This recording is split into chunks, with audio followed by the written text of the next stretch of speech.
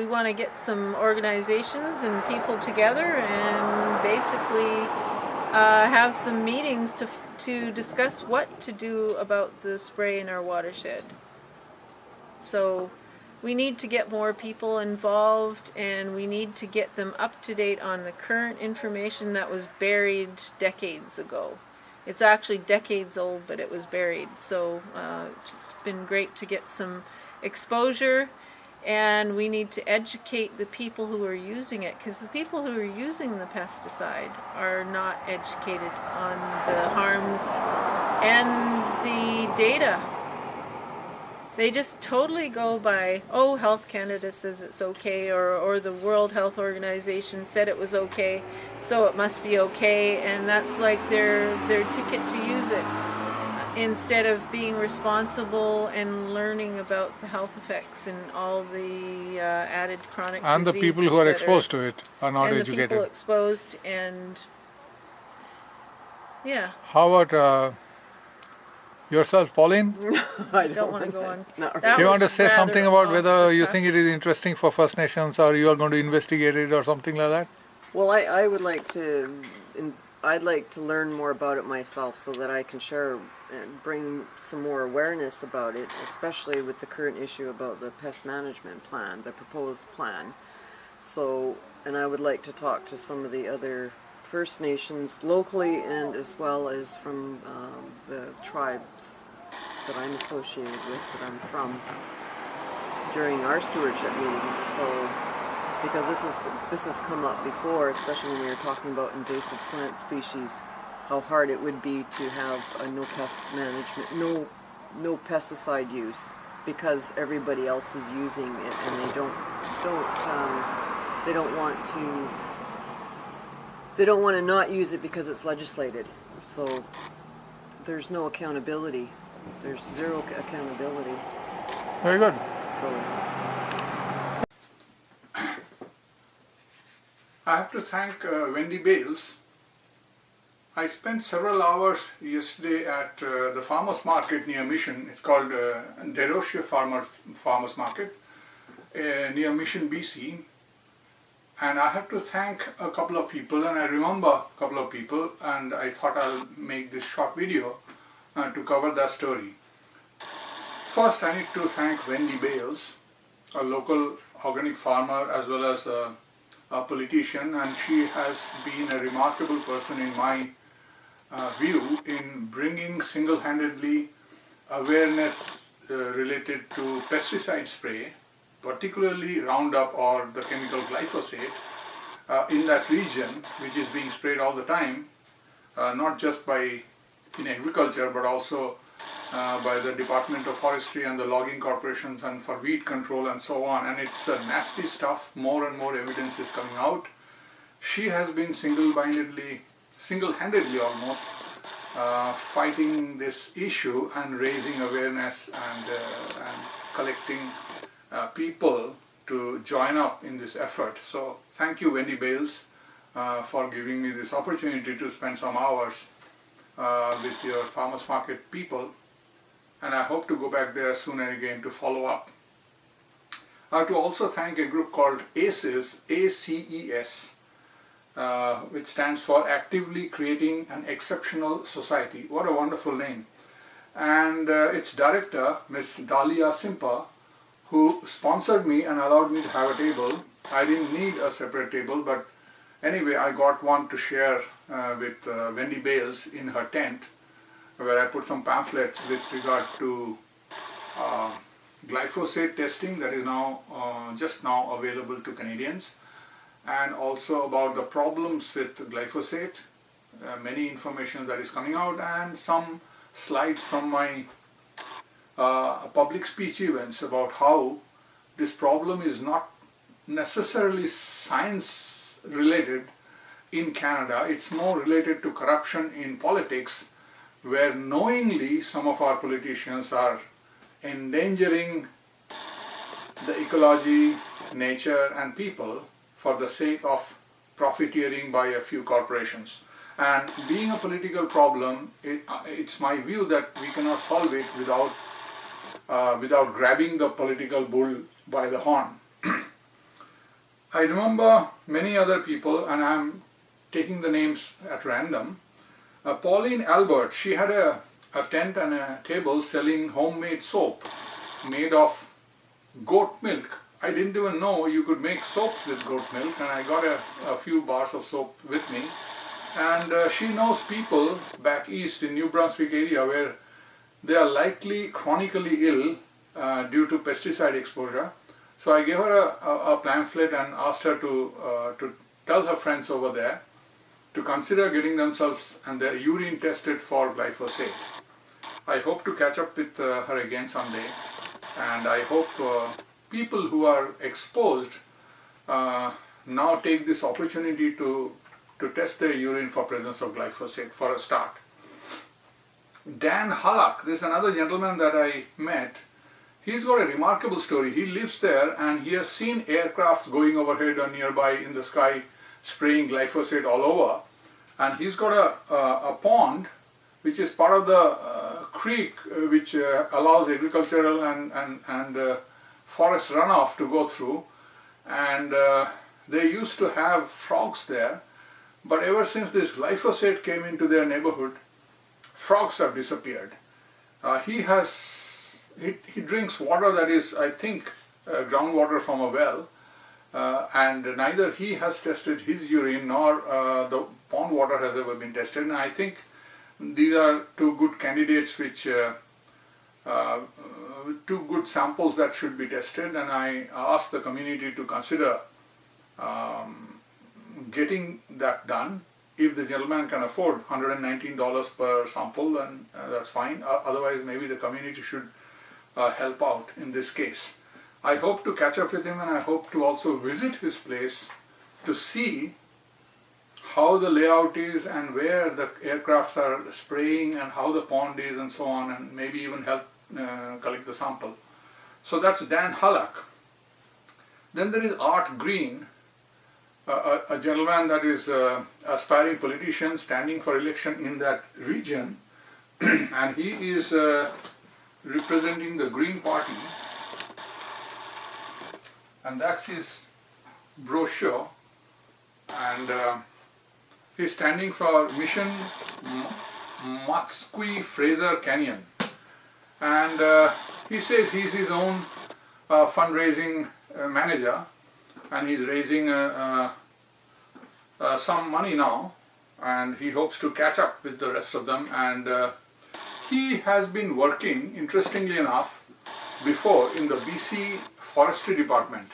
So I alerted him about this fact that these logging corporations use glyphosate to spray on Canadian British Columbian forests due to some agreement with this Forestry Department, according to some pest management plan or something. I'm trying to get my hands onto that to take a look of where glyphosate spraying became a necessity and who approved it.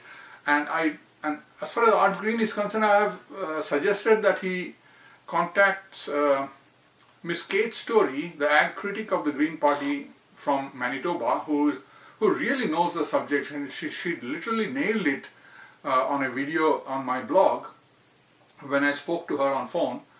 And he should check up on that, and then if he is convinced that glyphosate is the 900-pound gorilla sitting on our environment and we need to get rid of this animal. Gorillas are nice, but not glyphosate. We need to get rid of it, and if he promises to do what he can, if he is elected, to get after it and find ways to remove it, although it's a provincial issue and he is standing for federal election, if he is willing to make glyphosate an important issue of his election, because he is standing in an area where people are exposed to glyphosate, and he, whether it's federal or provincial, he is supposed to represent people of that riding. So if he is going to make glyphosate a serious issue that he promises to fight off and try to ban or remove from our environment, then I promise to do what I can to promote his candidacy and also try to help make glyphosate a front and center issue in the coming election, at least from a few ridings, including Mission. So I wish Art Green will do his homework, and we will do ours, and maybe we can join hands in fighting off this menace of government-sponsored spraying of poison on people, on wildlife, and on nature. I have to also thank, I remember Sylvia Langman, and I spoke with her at length, and she later on came to tell me that there was this other gentleman who visited the farmers market. I didn't meet him personally though. His name is Mr. Alec Niemi, and he is the director, regional director, elected body of that district. And according to Sylvia, this gentleman had never heard of glyphosate, although Sylvia probably pronounced it wrongly, and he didn't know that it was being sprayed. I find it extraordinary that an elected person there would know that glyphosate is being sprayed, especially when Wendy Bales, past politician of that same riding, has made so much of noise about trying to test it, at least trying to get the waters tested, and that government, which is Fraser Valley Regional District, FVRD, I am told, or I have the impression, that this government tried everything possible not to test the water to see if glyphosate is present. They did everything possible not to find the truth, where glyphosate has been declared as a probable carcinogen by World Health Organization 2 months ago, and I spoke with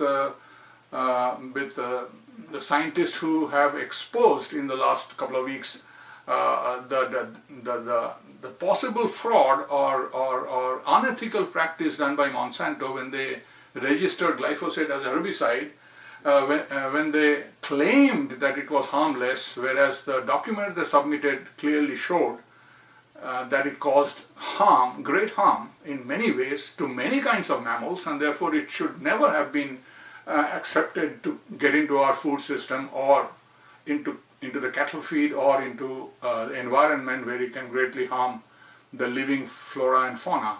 So this is the government that has been resisting testing it. Just imagine, they are not even asked to make an opinion about whether they support glyphosate or not, just to test it, and they would not even help do that. So this gentleman says he never heard of glyphosate. He was probably not elected in the government at that time, but I intend to check with him. I hope that Sylvia used the word wrongly, and that's why he didn't recognize it. I hope that he knows what is glyphosate, and he knows that it is being sprayed. And if he really doesn't know, I think he needs an education very, very quickly. I'm willing to help if he's willing to learn. I remember meeting many other people, and Pauline J. Peters, she was helping out Wendy Bales at her table, and she has access to many First Nation individuals in that area, several thousands probably. She's sort of in some organization that deals with them. I'm not very sure exactly what the names of those organizations are, and her extent of her reach there, but she is interested to learn about the glyphosate story, and I hope that with her we can expose the story of glyphosate to the First Nation people, who are also being subjected possibly to this chemical being sprayed in their neighborhood, and the fact that glyphosate is, according to World Health Organization, a probable carcinogen, which is a higher alert level than a possible carcinogen. And according to Anthony Samsel, glyphosate is not a probable carcinogen, it is a carcinogen. Apart from it being deadly for many other things. Carcinogen is one that gives you cancer, but glyphosate also makes you ill in 100 different ways.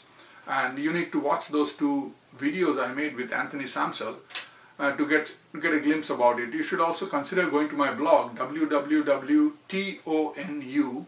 that's Tango Oscar November Uniform.org, and then there's a search field. You can type just videos, and then all the videos will show up. or you can type a scientist name like Anthony Samsel or Stephanie Seneff, and their names will come up. Or you can type glyphosate and that name will come up, or you type Monsanto or Roundup and stuff like that, and you'll find all the stuff. There are quite a lot. I made a lot of videos on this on related subjects, more than 100, and they are on the YouTube. You can find it under my name, Tony Mitra.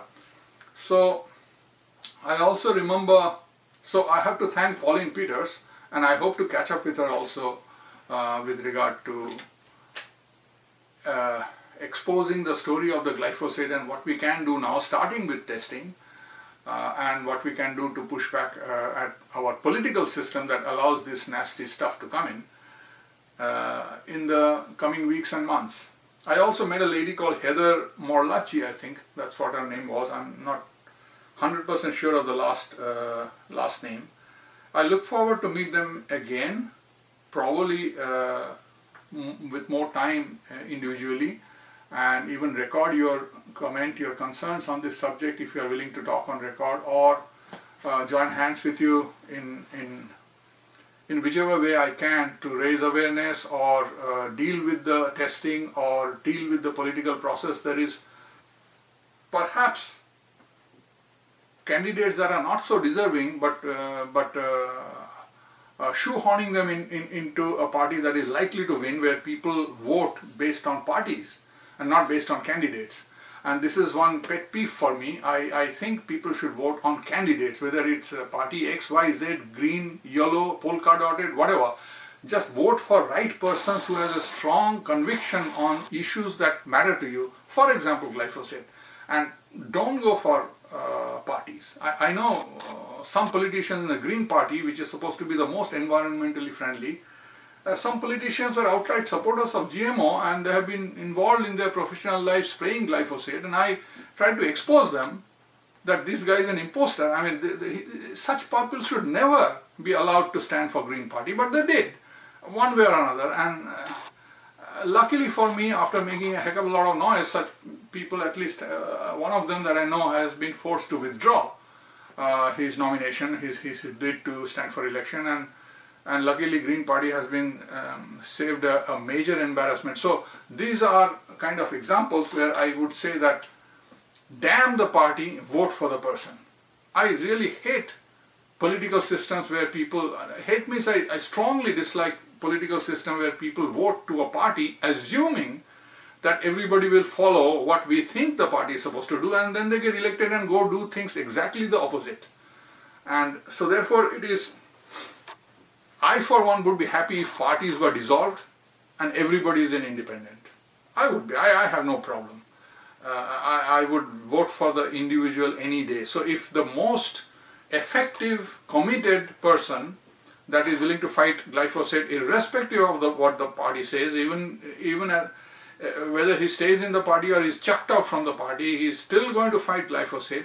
I would vote for him no matter which party he belongs to, or even if he is independent or what have you, So anyway, so we have a problem. Glyphosate is a serious threat to Canada's survivability, and it is coming because of political corruption. It's not coming because Monsanto. It's coming because of corrupt politicians in Canada. I don't know how else to say it. And it cannot be solved unless we learn to kick the bums off our government. And that won't happen by just replacing one person in Ottawa. You have to literally take a broad broom and clean the goddamn floor in the parliament, and not just the federal parliament, but also the provincial one and the municipal one. You have to just clean the rot out, get the dirt out of our systems, and we have to get off our butt and do it. We can't just sit down on a couch and drink beer and watch TV all the time. We have to do something. We have to save our democracy and save ourselves, save our environment. Anyway, I have to thank Wendy Bales and the wonderful Farmers Market team, and I look forward to seeing you guys again. Thank you.